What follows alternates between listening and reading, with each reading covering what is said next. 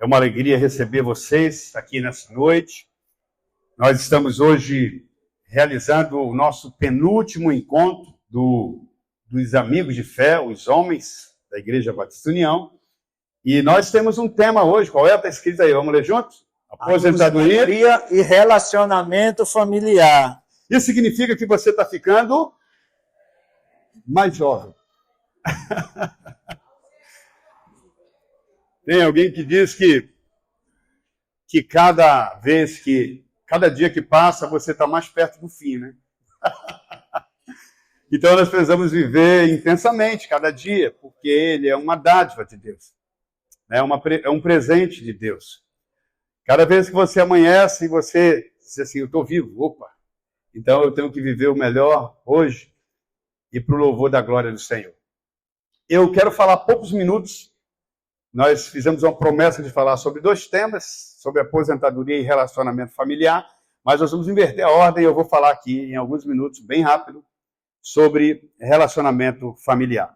Até porque um dia você casou, saiu de casa sozinho, né, e se juntou uma mulher ou se juntou um homem e foram fazer a família de vocês. Alguns já estão, como nosso irmão querido ali, rindo do netinho correndo, né? E alguns que foram ainda mais longe já estão vendo o filho do filho. Não é? Tem alguém aqui que tem bisneto? Alguém? Ali aquele jovem, né? Já tem bisneto. Legal. E, de fato, esse é o propósito de Deus. Nós devemos multiplicar e criar seres que glorifiquem o nome do nosso Deus. E eu quero ler um provérbio para você, está lá em capítulo 14, versículo 26 e 27. Eu vou ler nessa versão, porque eu acho que tem um sentido melhor do que nós vamos falar aqui. O texto diz assim, no temor do Senhor tem o homem, o quê? Como? Vamos ler bonito, tem visitante para vocês, entendeu? O pessoal levar uma boa impressão. Vamos ler bonito agora? No temor do Senhor tem o homem forte amparo. Isso é refúgio para seus filhos. O temor do Senhor é a fonte da vida para evitar os... Meu Deus, foi forte. Deu eco, não foi? Foi tão forte que deu eco. Mas veja, o texto diz que o homem que teme o Senhor, ele tem um forte amparo. Hoje nós vivemos um tempo de grandes riscos, né? Você tem medo de perder o emprego, você tem medo de quebrar a sua empresa, você tem medo de morrer. Tem gente que vive cheio de medo. Sabe por quê? Porque verdadeiramente ele não teme o Senhor. Porque um homem que teme ao Senhor, ele tem um forte amparo. Ele tem segurança. E ele constrói um refúgio.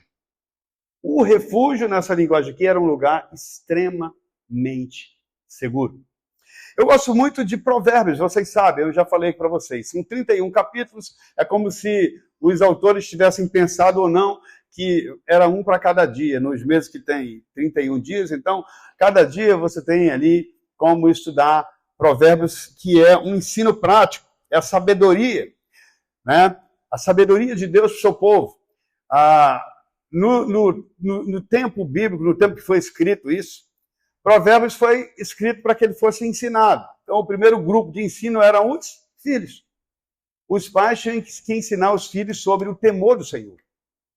Você sabe que o termo filho meu em Provérbios, eu contei 20 citações, por isso eu entendo que o provérbio foi primeiro escrito para os jovens. O pai ensinando o seu filho.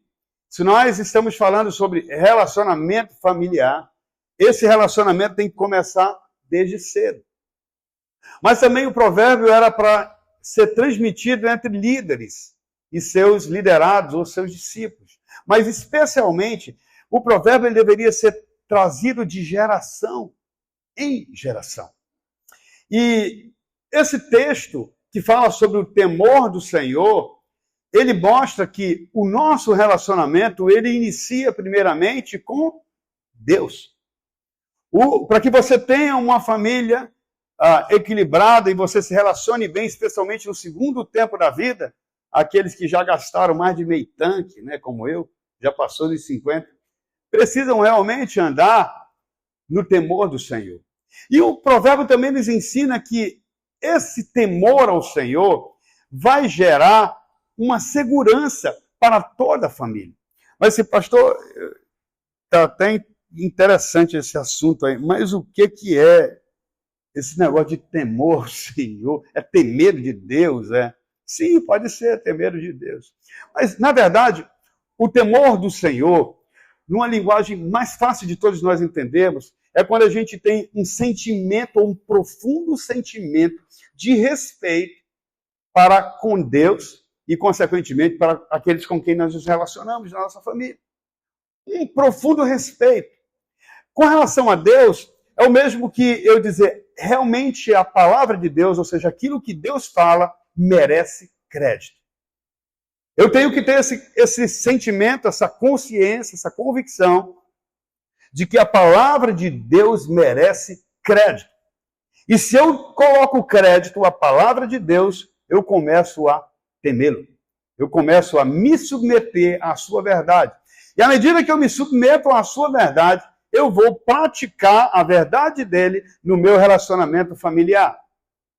Eu vejo que muitos pais, à medida que o tempo passa, os meninos vão crescendo, e o que eles mais querem é, sabe o quê? Um carro novo, certo? Pode ser, né? Mas muitos querem sair de casa. Ainda que tem um movimento aí daqueles que estão com quarentão ainda em casa, mas eu vejo vários casos, porque eles parecem que não têm um ambiente legal em casa. Eles não se sentem amados, eles não se sentem acolhidos, eles não se sentem respeitados. Se eu pudesse definir numa única palavra o que é esse relacionamento familiar que está aí no banner, eu diria respeito. Respeito. Quando o relacionamento passa por cima do respeito, você pode ter certeza que você quebrou ou ultrapassou os limites. Isso serve para Deus. Primeiro, quando você para de dar crédito à palavra de Deus, você faz o quê? Rompe os limites. Ele diz, não faça isso, e você diz, eu vou fazer, e faz.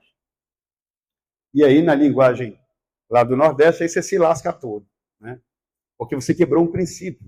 Princípios de Deus são como leis. E quando você quebra uma lei, o que a lei faz? Quebra você. E é por isso que muitas famílias estão destroçadas.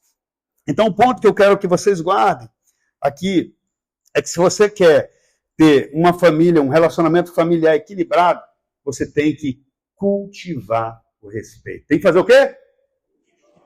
Cultivar o respeito. Primeiro para com Deus, um profundo sentimento de temor e respeito à sua palavra. Um profundo sentimento de temor e respeito ao que seu pai fala, ao que sua mãe fala. E respeitar o filho, os limites do filho, a capacidade do filho. Eu nunca esqueço de um homem que eu estava fazendo um negócio com ele, um médico. Eu só falei com aquele homem 2 vezes, mas ele se tornou um exemplo para mim. Ele ia comprar um negócio que nós estávamos vendendo. E ele gostou muito. Ele disse, olha, por mim eu estou pronto, eu vou fechar. Por mim eu vou fechar, mas eu só queria que o senhor me desse mais um dia. Meu pai está chegando e eu quero ouvir o conselho dele. Gente, eu quero ouvir o que o meu pai vai dizer, se eu faço ou se eu não faço esse negócio. O que nós vemos muito mais hoje em dia? A palavra do pai não tem respeito. A palavra do pai, se não tem respeito, ele não é visto como autoridade. Se a palavra de Deus não merece o seu respeito, é porque ele não é autoridade sobre a sua vida. Então o relacionamento vai tender a ruir. No momento em que você se relaciona bem com Deus, tenha certeza que você vai respeitar a sua mãe, você vai respeitar o seu filho, você vai respeitar o seu marido, a sua esposa, o seu vovô, a sua vovó, porque você sabe que tem um limite ali que não pode ser traspassado no relacionamento. Então, esse é o segredo. Se você ultrapassar o limite, Charles, você ultrapassar o limite, por exemplo, com a sua esposa, como é que conserta isso? Lembra que você ofendeu o pai dela. Então você tem que chegar lá e dizer, Kelly, passei o limite. Fui além do limite. Rompi o respeito. Eu quero pedir perdão para você, para voltar o limite para o lugar direito, né? Para o lugar devido e o relacionamento continuar bem. E assim você vai ver seus netinhos crescendo, respeitando você. Né? Você vai ver os seus filhos casando e você chegando na casa dele e tendo consciência que a casa é de quem? Dele. Consciência que a casa é dele e que você precisa, mesmo sendo pai, respeitá-lo na casa dele. Não dar ordem para a mulher dele, não dar ordem para... Você pode dar um conselho, você pode dar um parecer, você pode dar uma orientação, mas a decisão, a direção da casa é dele. Isso é respeito com aquele homem ou com aquela mulher que casou e agora tem uma família. Quando se casa, quem é o mais importante? Depois de Deus, é o pai ou a mãe? O cônjuge. Quando você casa, não é a sua mãe que é o mais importante, não é o seu pai, é o seu marido ou a sua esposa. E isso são limites que, se não forem rompidos, o relacionamento vai ser bênção. Estão ligados? Então guarde isso no coração de você. Bons relacionamentos, o que vai sustentar o relacionamento com Deus e o relacionamento uns com os outros é manter vivo o respeito. Amém? Você pode aplaudir o Senhor? Terminei. Agora eu quero chamar aqui à frente o meu querido amigo, esse jovem Charles Castro, que tem nos servido aqui diversas vezes com seu conhecimento, trazendo sempre instrução relevante na área que ele atua. O Charles é técnico em contabilidade. Dos fortes. Vocês lembram da última palestra dele? E ele disse, pô, você talvez ache estranho, já estou conversando dizendo que é um técnico. O que é que um técnico vai me ensinar? Mas ele vai explicar, não sei se ele vai falar sobre isso hoje, que realmente ele valoriza muito o comecinho da carreira dele, que foi como técnico. Hoje ele é bacharel, hoje ele tem uma formação mais robusta na área dele, mas esse foi o começo. E o Charles hoje vai falar sobre essa questão realmente da aposentadoria. Por quê? Porque a gente envelhece, tem uns netinhos, os filhos saem de casa, às vezes você fica cheio de problemas financeiros, adoece mais, gasta mais e não se preparou para isso. Então eu espero que você leve instrução, você que é mais jovem, não esqueça que os dias estão passando. E você precisa começar hoje, se preparar para viver bem no segundo tempo da vida. Vamos abençoar o Charles? Senhor, usa o Charles com poder e autoridade, com a sabedoria vinda do alto, que ele seja instrumento nas tuas mãos, juntamente com a irmã que vai também ministrar para nós hoje, para edificar as nossas vidas, direcionar nessa área, Senhor Deus. Capacita-o agora, abre o nosso entendimento para compreender a instrução que receberemos hoje. Assim eu oro no nome santo de Jesus. Amém. Amém. Deus te abençoe. Paz e bênção, igreja. Vamos aqui mais uma vez, né? O pastor falou, eu dou muito valor ao meu curso técnico, embora tenho bacharelado em Ciências Contábeis, tenho pós-graduação em Direito Tributário, mas assim, a minha base do curso técnico eu não troco hoje por alguns bacharelados em contabilidade. Infelizmente, a educação no Brasil, ela não vem acompanhando o que nós necessitamos para os nossos filhos, né? Assim, o tema que a gente traz hoje a gente vai trocar ideias aqui sobre como garantir o nosso futuro depois dos 50 anos, né? É que a gente pode buscar alternativas para uma aposentadoria pelo menos tranquila, né? Eu tinha um professor que ele me falava que a nossa vida ela é de acordo com a palma da nossa mão, né? E ele brincava dizendo que aqui está a palma da nossa mão, nesse dedo aqui, soltar um pouco o microfone aqui. Nesse dedo aqui você tem 20 anos, aqui você atinge os 30 anos, aqui 40. E aí começa a queda, né? 50, 60 e daqui para baixo não tem nem mais dedo para contar. Então ele brincava geralmente com isso. Por quê? Porque a gente precisa justamente planejar esse futuro. Você vê que de 50 para baixo é a primeira queda em 60 e depois, né? E assim, poucas pessoas se preocupam com a sua vida depois dos 50 anos, né? Então aí a gente começa a tratar de, tenho mais de 50 anos, como garantir uma segurança financeira? É de extrema importância a gente fazer esse planejamento. Por quê? O nosso sistema previdenciário, embora seja, eu posso garantir isso para vocês, tem muita gente que pensa que não, mas o nosso sistema previdenciário ele é seguro, né? Embora muita gente diga, mas a Previdência está falida. Não, a Previdência não está e nunca estará falida, a não ser que Jesus volte e acabe com tudo mesmo e leve a sua igreja. Porque, assim, existe vários fundos garantidor para a Previdência. Então, as pessoas que são aposentadas nunca deixarão de receber a sua aposentadoria. Pode dormir tranquilo aqueles que já são aposentados. Agora, o que é que pode acontecer? Reformas previdenciárias, né?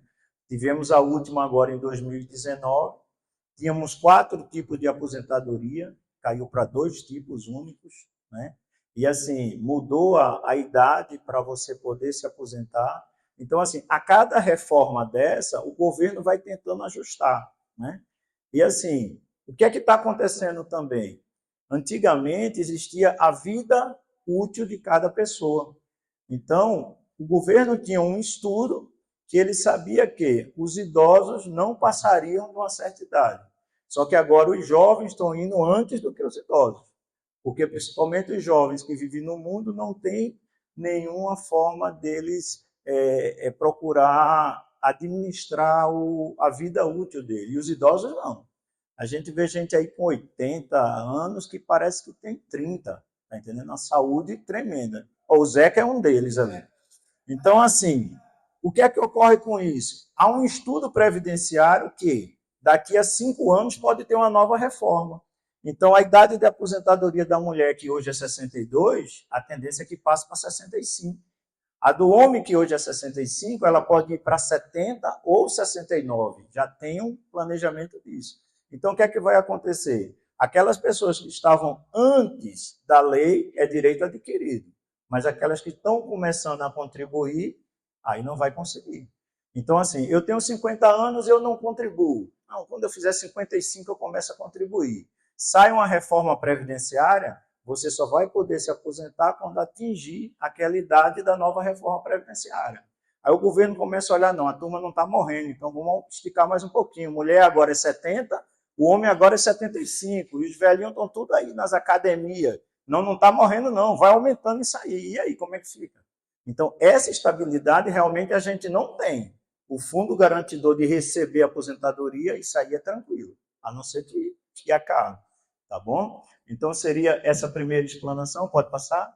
Mitos e verdades para quem nunca contribuiu com a Previdência Social. Primeira mentira, a aposentadoria é impossível para quem nunca contribuiu. Isso é uma mentira, tá? Você pode nunca ter contribuído e você consegue sim se aposentar. Verdade, existem alternativas para garantir sua renda na melhor idade, mesmo sem ter pago ao INSS. A notícia boa é essa aí, ó. Mesmo que você não tenha contribuído com a Previdência, você pode se aposentar. Qual é a notícia que não é muito boa? Pode passar? Existe aposentadoria para quem nunca contribuiu? Em regra geral, não existe. Em regra geral. Não contribuiu com a Previdência, você não vai conseguir se aposentar. Por quê? Porque a Previdência ela é um sistema o quê? Contributivo. Ou seja, só quem pode usufruir da Previdência são aquelas pessoas que para ela fizeram a contribuição. Pode passar? Agora, veja só. Quem é que pode se aposentar sem nunca ter contribuído com a Previdência? Trabalhadores rurais, indígenas, quilombolas e seringueiros. Essas 4 categorias podem se aposentar sem nunca ter contribuído com a Previdência. Então, um trabalhador rural, nunca contribuiu com a Previdência. Ele vai no Fundo Rural e consegue dar entrada na aposentadoria dele. Idosos com 65 anos ou mais e pessoas com deficiências que não possuem renda familiar per capita superior a 1/4 do salário mínimo.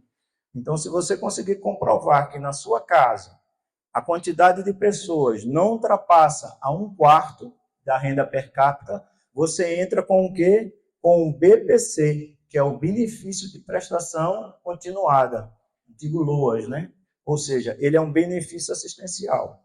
Então, se você nunca contribuiu com a Previdência, mas você consegue comprovar que você não tem esse rendimento para você ter sua subsistência, você entra com o pedido de BCP e aí você fica recebendo um salário mínimo sem nunca ter contribuído. Mas somente nesses casos é que você consegue se aposentar sem ter contribuído, ok? Então, eu tenho mais de 50 anos. O que é que eu faço agora para poder me aposentar pela Previdência Social? Para se aposentar por idade, a mulher precisa ter 62 anos e o homem 65. E você tem que ter contribuído com a Previdência Social pelo menos por 15 anos. Se você não fez esse tipo de contribuição durante 15 anos, você não consegue se aposentar. Então, por que a gente tratou do mais 50? Porque a gente criou um macro justamente nos 50 anos de idade, que casa certinho com 15 anos de contribuição. Então, todas aquelas pessoas que hoje têm 50 anos nunca contribuíram, mas se começar a contribuir agora, ela tem aposentadoria garantida. Por quê? Porque ela vai bater justamente, quer dizer, se não tiver uma outra reforma previdenciária, ela vai bater 15 anos de contribuição e ela consegue atingir a aposentadoria. E aí, o que é que o governo faz? Se você conseguir contribuir um ano além dos 15, ele te dá mais 1% da aposentadoria. Quando você faz sua contribuição, durante os 15 anos, o governo calcula que 85% dessa contribuição vai servir de base para o teu salário de aposentadoria. E a cada um ano, além dos 15, ele te dá mais 1%. Ou seja, qual é a meta do governo? É que você contribua pelo menos com 30 anos. Porque se você contribuir com 30 anos, aí tua aposentadoria ela é completa. Porque ele faz 85% é comparativo aos 15 e 1% para cada ano adicional vai dar justamente mais 15. 15 com 85, 100%, dependendo de quanto você recolhe, se recolhe pelo teto máximo, claro, você vai começar a receber sua aposentadoria pelo teto máximo. E é garantido pelo governo que até o final da minha vida eu vou receber o teto máximo? Não. Porque aqui, eu não sei se tem algum aposentado aqui? Tem. Então, o que é que ocorre? Mesmo você se aposentando pelo teto máximo, a tendência é que a cada ano a inflação ela vá diminuindo essa tua aposentadoria. Então, hoje, uma pessoa que recebe aposentadoria pelo teto máximo, que se aposentou agora, daqui a um ano, se ela for fazer um comparativo com o salário mínimo, ela já vai ver que não está mais naquele paralelo do salário mínimo. Ela começa a ter redução na sua aposentadoria. E, às vezes, até chegar no seu falecimento, ela vai estar recebendo 50% do que ela recebia quando se aposentou. Então, realmente é uma perca gradativa. É por isso que existe um estudo que vale a pena eu pagar o teto máximo para me aposentar? Às vezes não, tem que fazer cálculo, porque às vezes é melhor você apostar numa previdência privada ou num fundo de investimento e fazer sua aposentadoria com a Previdência Social sem ser no teto máximo, porque com certeza você vai ter perca nessa aposentadoria. Pode passar. Então, aqui eu já expliquei, né?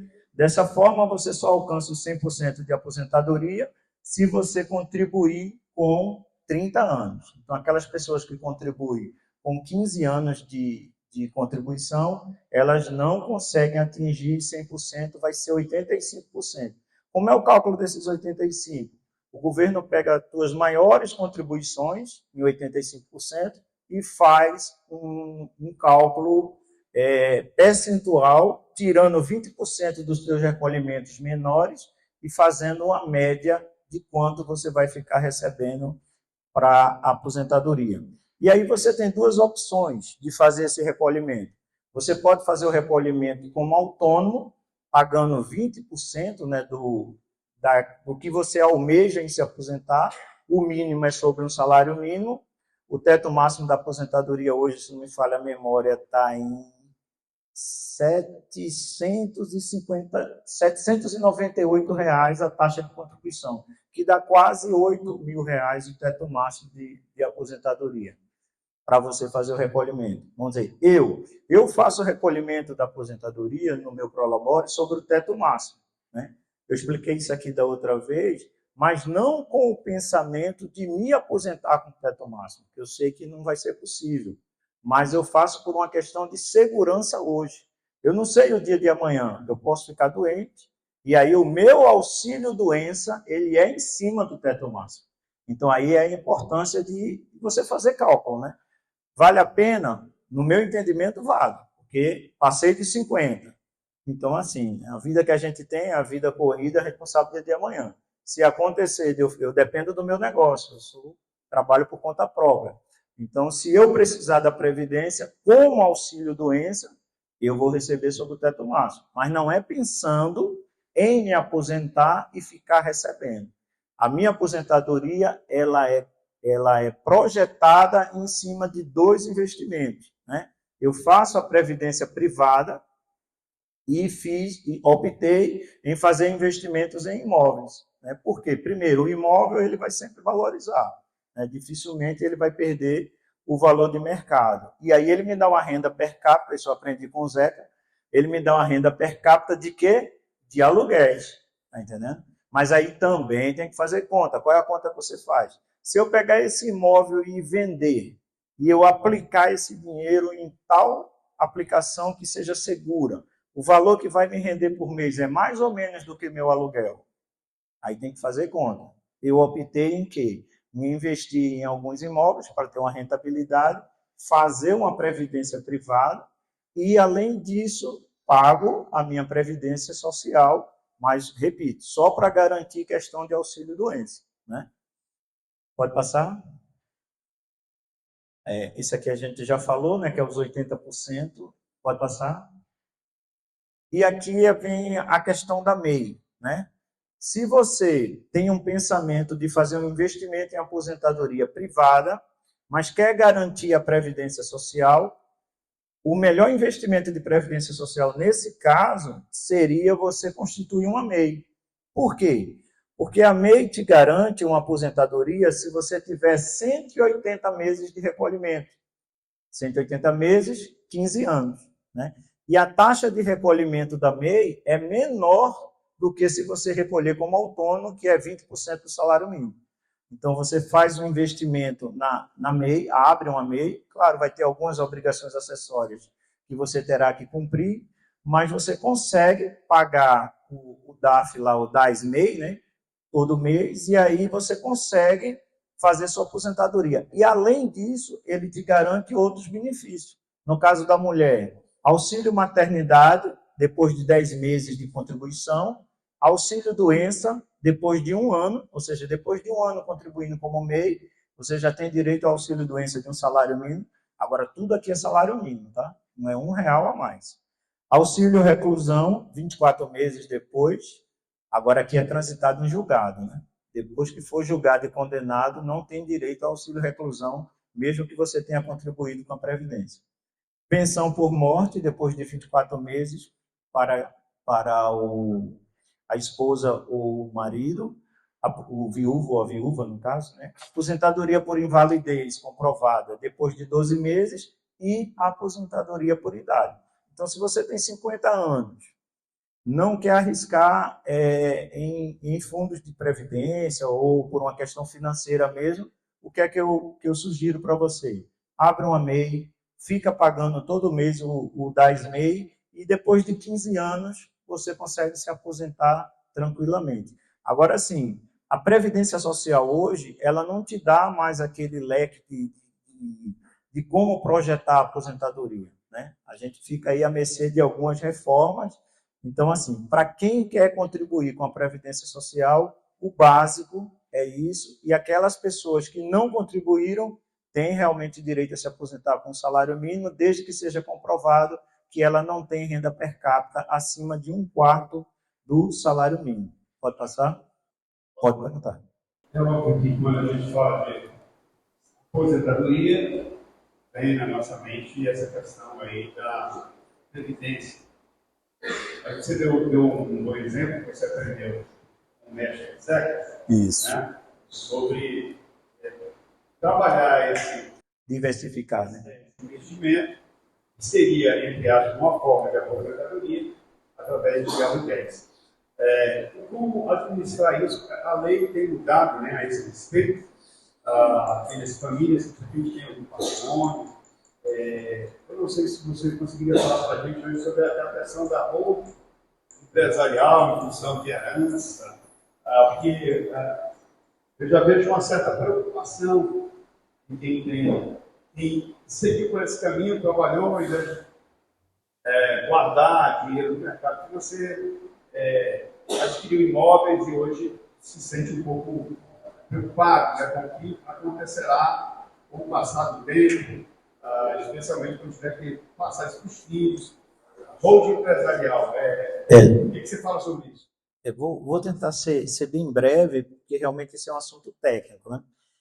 Não seria holding empresarial, está tratando de uma holding patrimonial, né? Mais conhecida como holding familiar, né? A holding, na verdade, ela é uma maneira que você tem tem muitos profissionais que tratam como blindar o patrimônio, né? Eu não considero uma blindagem, porque se tiver algo realmente escuso na sua transação, você consegue perder o patrimônio mesmo tendo uma holding, né? Então, assim, tem muito advogado, muitos contadores vendendo essa ideia que se você tiver uma holding, o seu patrimônio está totalmente protegido e ninguém chega nele. Eu costumo dizer o seguinte: a holding é como se você tivesse a cerca elétrica, né? Tivesse um muro e lá fora ainda tivesse uma guarita. Então, para eu chegar na tua casa, eu vou ter que passar por 3 esferas para poder chegar. Porque, assim, o que é que muitas pessoas estão fazendo? Estão fazendo uma holding, colocando todo o bem dentro da holding, achando que no caso de uma execução, né, seja ela fiscal ou comercial ou civil, você não vai ter o seu patrimônio afetado, tá? Mas se o juiz detectar que realmente ali você fez uma coisa de uma maneira fraudulenta só para, hipoteticamente, tentar blindar, ele vai conseguir chegar nos seus bens. Então, esse aí é um ponto. O segundo ponto é, se você cria uma holding e traz para dentro dela todo o patrimônio, e você cria dentro do teu contrato social um processo sucessivo de herdeiros, você vai se livrar do inventário, tá? Então, assim, no caso de holding patrimonial, para quem planeja ter imóveis, para adquirir receita através de aluguéis, é importante abrir uma holding, sim, principalmente se você tiver herdeiros, mas aí é para você se livrar do que você paga com o trabalho de inventário, tá entendendo? Você já coloca ali os seus filhos, já cria um processo sucessório, já pode dizer até qual filho vai cuidar de qual imóvel, de qual filho vai ter renda, se ele casar, a mulher vai poder ter acesso ou não, quando vai ter, ou seja, é para criar justamente um processo sucessório. Mas consegue sim, através de uma holding patrimonial, você fazer isso, que é conhecida como as holdings não financeiras, né? Elas são justamente para tentar blindar o seu patrimônio. Mais alguma dúvida? Tiago.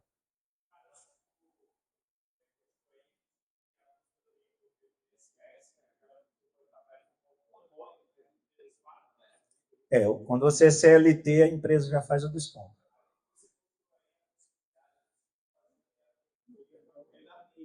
Isso.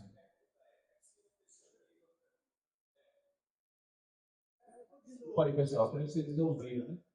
Mas a minha pergunta é possível que você tenha as duas formas de contribuição para que você tenha as duas aposentadorias ou não? Não. Se você contribuir como CLT, agora o que é que acontece? Se você contribuir como CLT e contribuir como MEI, né? Aí a soma das duas contribuições, aí serve sim para a Previdência.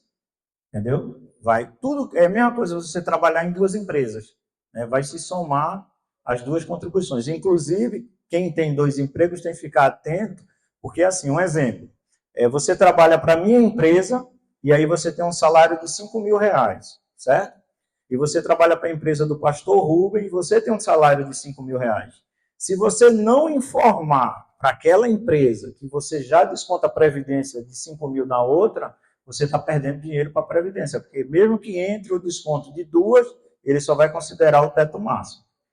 Ok?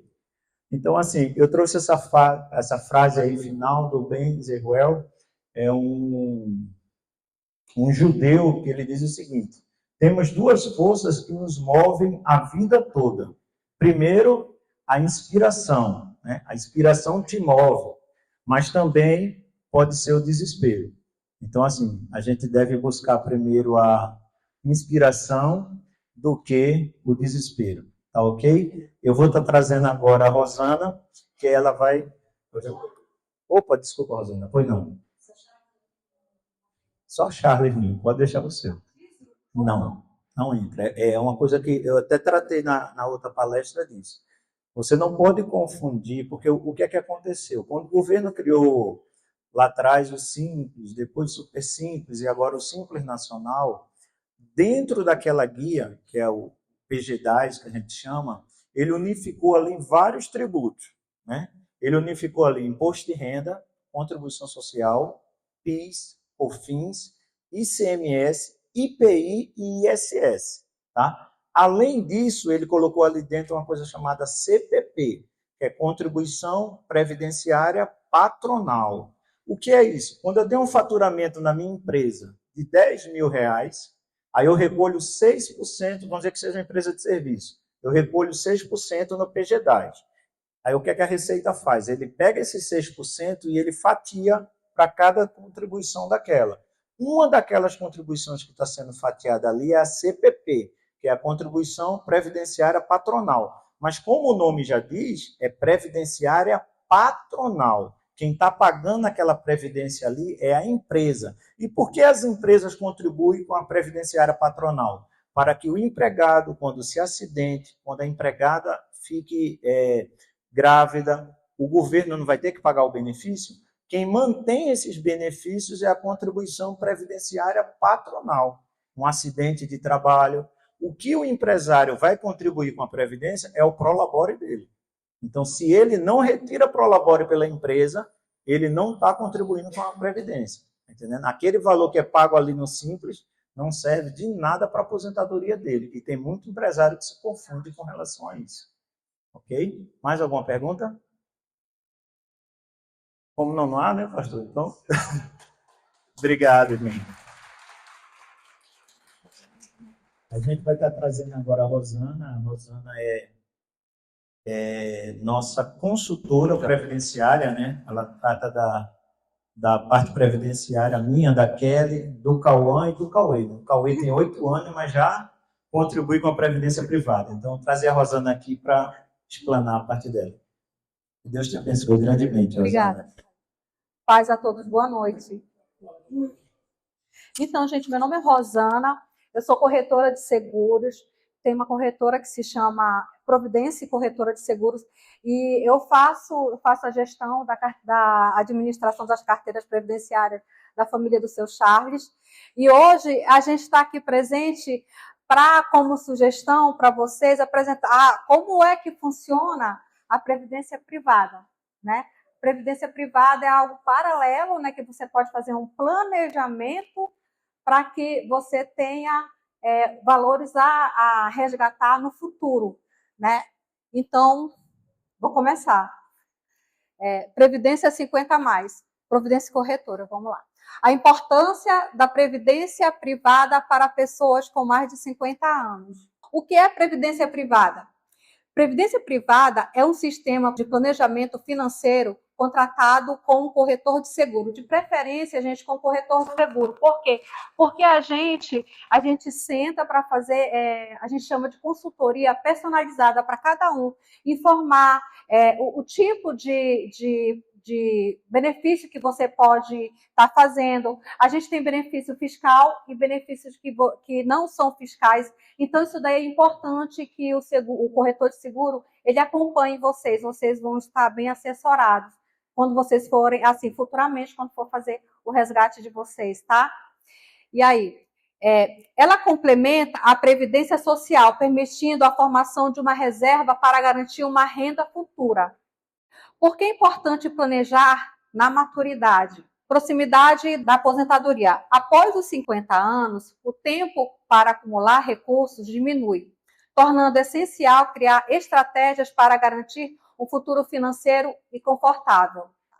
Segurança financeira. A previdência privada oferece uma reserva adicional à aposentadoria pública, que muitas vezes é insuficiente para manter o padrão de vida.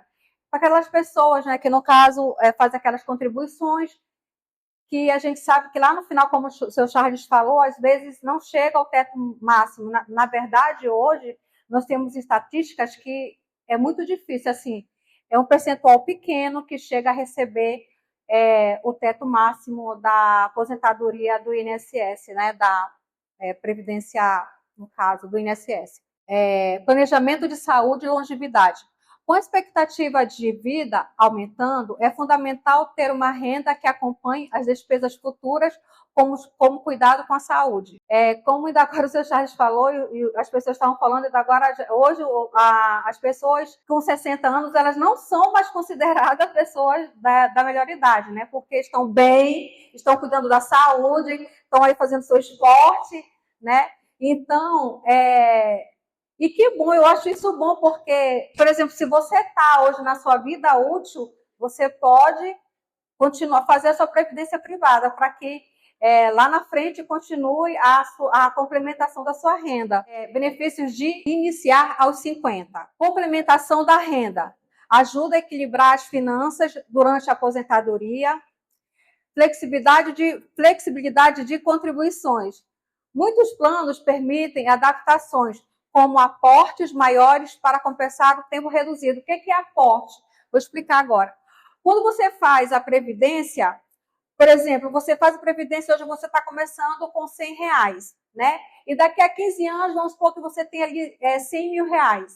Os aportes, eles são contribuições paralelas para que no final dos 15 anos lá que você contribuiu, você tenha valores bem maiores. Então, a gente sempre dá o conselho assim, a gente como corretora, você está fazendo a sua programação de todo mês, sua contribuição de R$100, mas lá no final do ano, saiu seu 13º, entrou a sua PL, é bom que você coloque o aporte ali na sua previdência privada, porque ele serve como fermento, ele aumenta bastante ali a sua rentabilidade, e os valores que você tem lá para que você recolha, tá?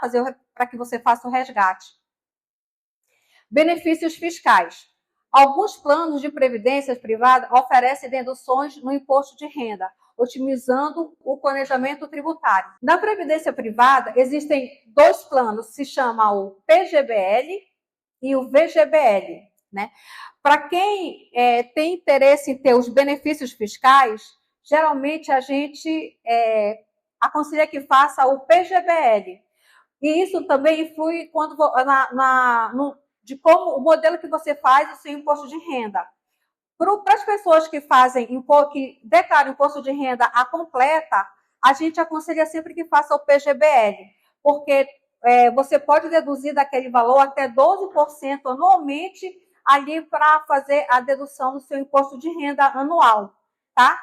Então, é bem interessante quando você faz uma contribuição, para que lá no final das 12 contribuições, no final do ano, você tenha o incentivo, né, que é o imposto, né, os valores para deduzir no seu imposto de renda. Fazer a dedução lá. Esse daí é o PGBL, tá?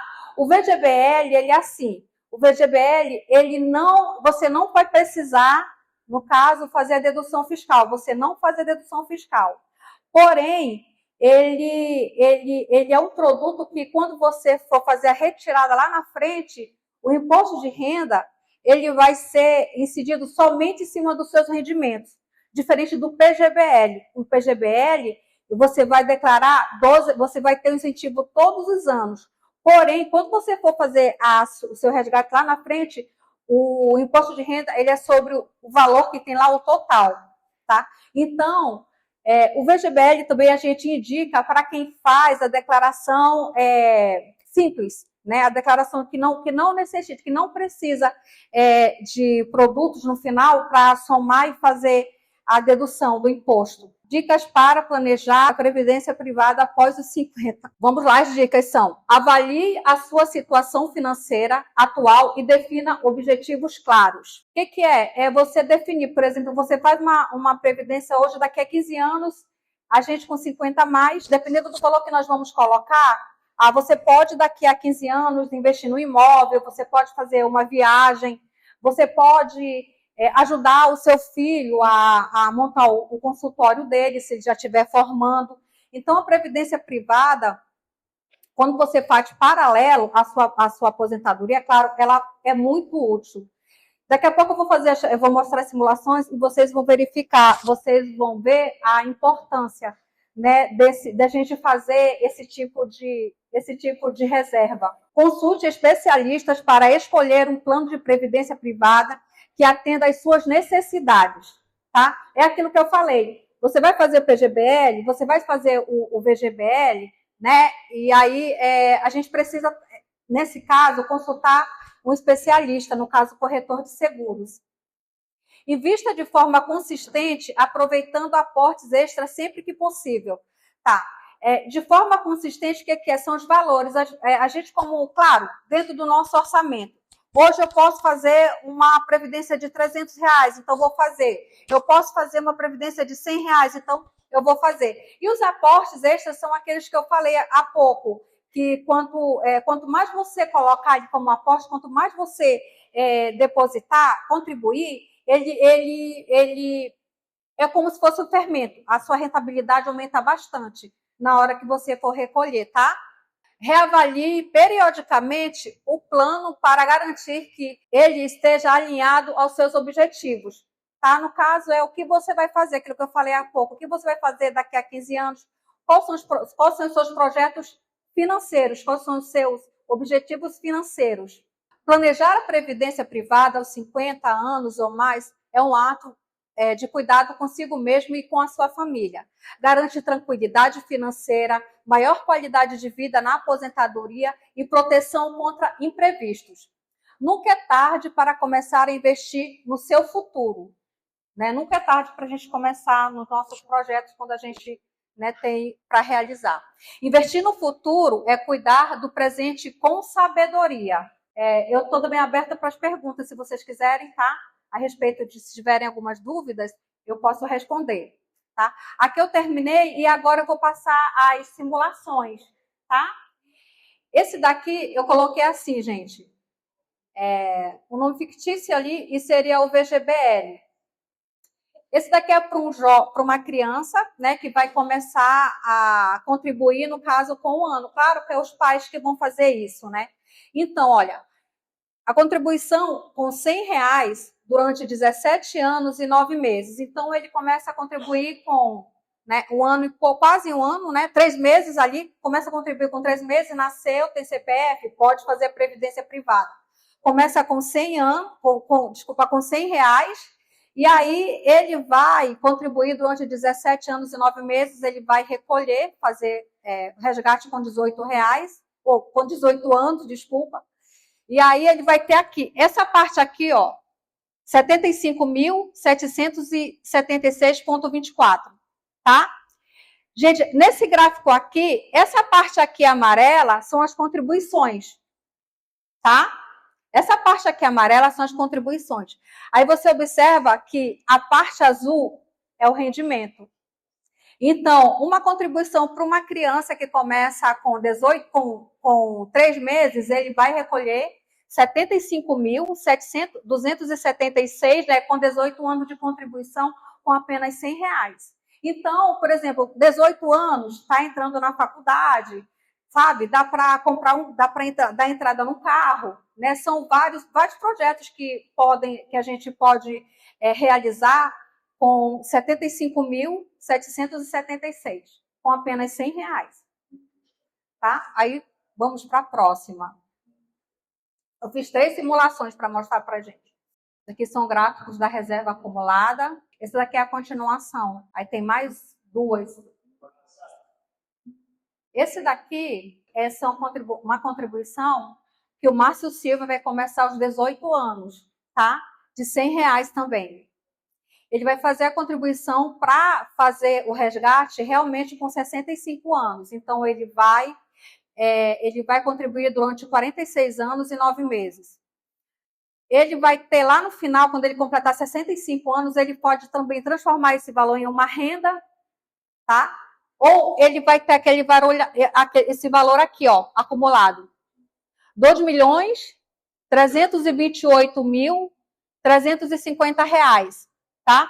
Esse é o valor que ele vai ter acumulado. Aqui, na parte do gráfico, essa parte amarela é a parte da contribuição e a azul é a parte dos rendimentos. Então, esse valor de 2.328.000, ele pode, na hora que ele for se aposentar, fazer o resgate do total, ou ele pode receber num prazo de renda de até 20 anos. Então, é uma aposentadoria privada. E o valor que ele vai receber durante 20 anos seria R$8.819,51. A gente tem como alerta o seguinte: ele pode optar por um resgate de 2.328.000, né? Ou ele transformar isso numa renda de 8.819,51 mensal. Só que tem um detalhe aí: se você transforma numa renda mensal, só suposição, no outro mês ou 2 meses depois você faleceu, a esposa não fica recebendo, tá? Aí Sim. Fica. E pode passar para Fica. Deixa eu explicar. Isso daí é um regimento da Sul-América, né? Funciona assim. Na hora que a gente vai fazer aqui a opção por renda, a gente coloca renda por prazo certo. Na hora que a gente coloca renda por prazo certo, eu coloquei aqui 20 anos. Se completar 10 anos e o Márcio morrer, a esposa ou os beneficiários deles vão ter direito a continuar recebendo por mais 10 anos. Agora, tem uma opção na Previdência Privada que se chama pensão por prazo temporário. E aí, se o corretor coloca essa, aí sim, aí cessa. É por isso que é necessário a gente dar um suporte como corretor. Esse daqui eu coloquei na pensão por prazo certo. Então, se o Márcio morrer ali com 5, com 10, com 15 anos, os beneficiários deles vão continuar recebendo isso. Tá bom?